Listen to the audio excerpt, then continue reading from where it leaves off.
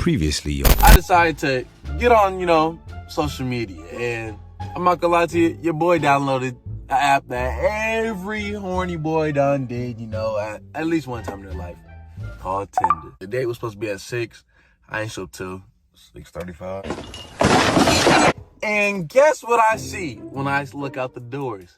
I see this nice, caramel, 5'3", curvy, mild tone, fine Instagram model girl just walk in this sundress. I was like, it's beautiful. and when I knocked on the door, her mom answered the door. I was like, oh my gosh. Hi, Mrs. Cha-Cha.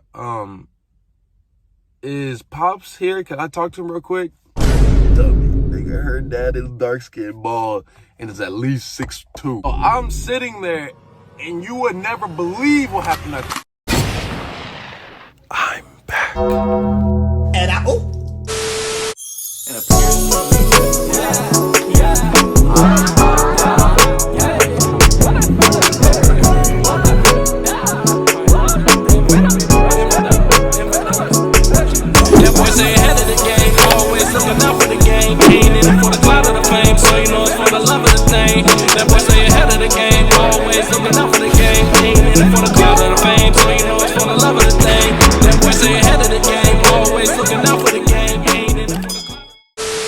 Now, let's get back into the story time. If you haven't already, go ahead and get you something to drink. Go ahead and get you something to eat, some popcorn, some chips, whatever, because you're going to need it, because this story time is juicy. So we left off at, I get to her crib. Oh, yes, Daddy. I tell her daddy to come to the door. This is the first argument we had. I'm just getting out of church with my little tan suit. Put that on, you know what I'm saying, right? She has my sweatshirt and my hoodie, right? We get into this little argument, and I didn't think that in my head that we were probably gonna last after this, even though some smokes out, like I said, that's what I'm used to. So I do what my first thing said, go up there, go get my hoodie, and I'm going. Asked her mom to go get her dad, not knowing that when I stepped inside, her door is right behind me. So she comes in and she's sitting there and she's like all sad, and she has my hoodie on like this hanger. She gives it to me, and I said, thanks. And I walked out, awkward as hell.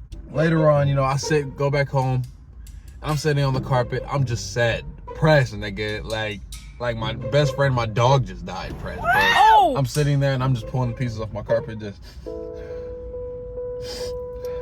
My mom comes in, she's like, Russ, you good? I was like, no, Mom, I miss it. Oh! And I know what y'all thinking. No, bro, relax. See, here's the thing. Maybe you've never been in love like I've been in love. And maybe you've never felt the things that I felt. Fast forward, we get back together, right? I wouldn't even say get back together. We kind of resume, we kind of just talk stuff through, right? We go on more dates, go on more church events, go on some more dates, go back on some more church events.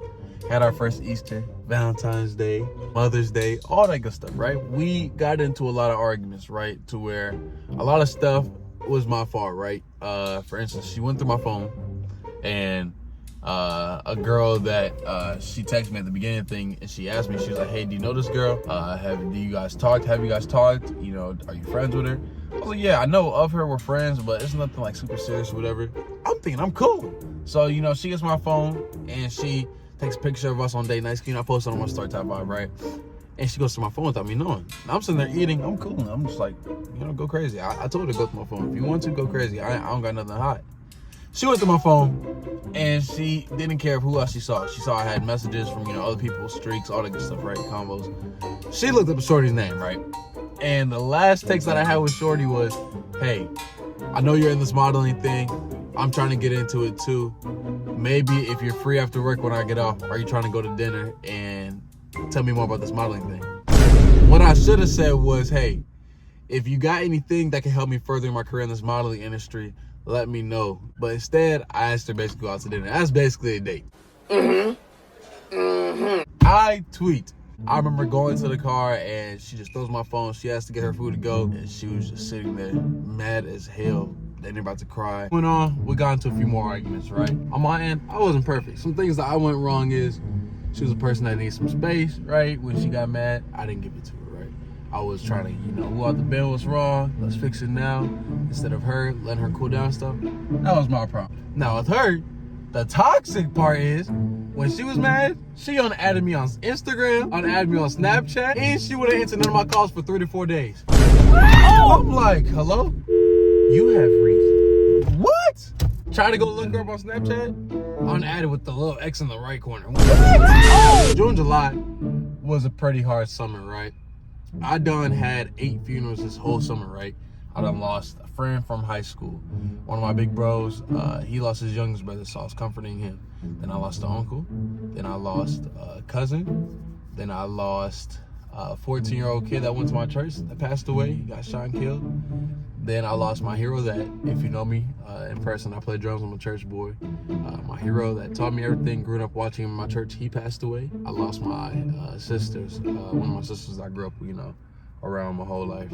She passed away. So your boy was messed up pretty bad in the head. I say, hey, beautiful, have a good day. Now, I'm thinking like, okay, I'm on drums at church, typing this, it's offering time. I'm playing. Look at my phone about 10 minutes later. She says, who is this? Oh! It's Russia's. Next back about 2 minutes later. You too. Dang, well, okay. Didn't talk to her for 4 days, right? At that point, I stopped texting. I'm sitting here talking to one of my elders. I call him Pops. So I'm talking to Pops. And the other drummer, he was on the drums. I'm talking to Pops, about the situations and people dying. He's just encouraging me, stay strong, talking to me about, manhood and marriage and dating and all that stuff, right? Because I was asking him.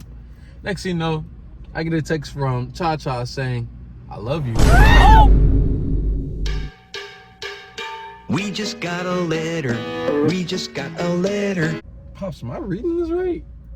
Yeah, son, you reading that right. I told him, I was like, I told him when I texted on Sunday how we were at, where the moment we was at. And she told us, I love you. So then I go to Big Bro. He had work at the hotel. I pull up on him. And I told him, and I showed him the text. And he was like, yeah, bro, that's pretty toxic. You need to let that one go. So I called her and she was like, hi. I was like, what's up? I was like, so why'd you text I love you? And she was like, because I do. I was like, but you just said who is this 4 days ago? She was like, I was hurt and I needed some time and all that stuff of that, right? I'm like, okay, I get the time, but you said who is this? Who is this mean like, bye, nigga, bye. That very moment, I'm like, I can't do this. This is toxic, right? I mean, ask yourself right now, would you be able to be with the person that says, who is this, after you're in love, right? And then she basically says that and then says, I love you, bro. That's mixed emotions. That's toxic. Comment down below if that's toxic, because I think that's toxic, right? Well, I told her, I was like, I can't do this, man. I got funerals. You supposed to be my peace. If you say so-called say you love me, you wouldn't do anything to hurt me. Physically, mentally, financially, verbally, all that stuff. Elsa said, let her go. What made you say I love you? She's like, because I did. And at the moment, I went on a date, on some chill stuff. I wouldn't even call it a date. I would just really just say we kind of just drove around in the car and just listened and we kind of just talked. So it was one of my friends, but you kind of say it was a date type vibe, I guess, in the atmosphere. It was telling me that she went on 2 dates, right? First date, she actually went to the exact same restaurant that we went to on our last date, which was Red Lobster. She sat at the exact same booth and had the exact same waiter. They got awkward. And she said the guy really wasn't, a good vibe. So she asked for her half the ticket, paid that thing at the swipe. Jake. She went on another date with another dude, right? And this time they was together for about a good 2 weeks, right? This is when she got back, because at the time when we were talking, she was back at home in Texas at the time, right? Here's the thing. When we were together, she worked on being celibate. I was working on being celibate. So then she decides to tell me, with this guy, it was a good vibe. He was cool and stuff. He was a gentleman too, and we clicked a little better than the first one. The thing is that I didn't say celibate. I was like, so hold on. So,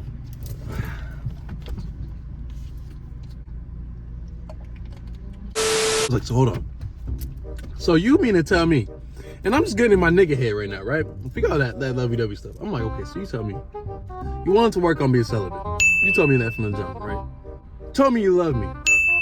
Then you decide to talk to another dude, and we were talking for 6 months, right? Didn't really do too much, we vibed. Like I said, I respected her boundaries. 4, you gave the nigga cheeks in 2 weeks. Oh! Somebody help me with this. So I'm like, bro, And then you want to have the audacity talking about something. I missed you, so I stopped talking to him to come back to you. So you expect me to be like, oh yeah, I should be okay with my girl getting. Oh my God. Jesus, help this nigga. Help this nigga. All of that, nigga? What? Like I said, I was dealing with 8 funerals. At the time, it was already 4. I'm like, that's not love. And I went off on her. I said, you know what? Forget all that. All that, we tried it one more time, right? After all that, you like rushes, nigga. After all that, you really could try it one more time. Yes, bro. I was in love, bro. And I don't even think y'all probably gonna say that's last. Probably was crazy. Yes. Yes. Tried it one more time. And from there, it got pretty bad. Now, I'm still cool with her. But as far as, you know, trying to be in a relationship with her, I don't think that's gonna work out because it wasn't clicking like it should have been clicking. Like the math wasn't mathing, right? And I skipped the good part. When she texted me, I love you, I said, who is this?